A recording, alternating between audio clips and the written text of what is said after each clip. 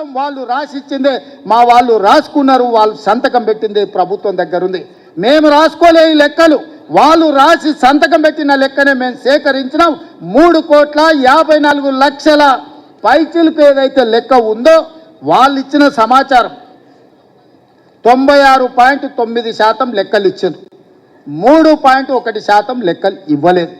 లెక్కలు ఇవ్వలను కొంతమంది విధిలేకి ఇవ్వకపోవచ్చు, కొంతమంది ఆ సమయానికి లేకి ఇవ్వకపోవచ్చు. కానీ చంద్రశేఖరరావు లాంటి వాళ్ళు తెలిసి బలిసి కావాలని ఈ లెక్కలకు రాలేదు. వస్తే సంచి బియ్యం వండితే వాళ్ళు తినంగా మిగులుతుంది, మొత్తం వాళ్ళ జాతి తిన్నా కూడా మిగతాళ్ళకి మిగులుతుంది, లెక్క తెలుస్తుంది.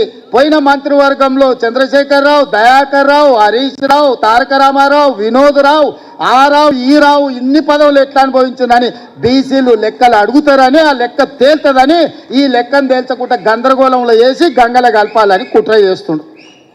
ఇందులో ఏమీ లేదు. చంద్రశేఖరరావు మాయ మర్మమే ఉంది. లెక్క తేలితే వాళ్ళెంతో వాళ్ళకంత అంటే వాళ్ళకి వార్డు మెంబర్ కంటే పైన ఏ పదవి రాదు.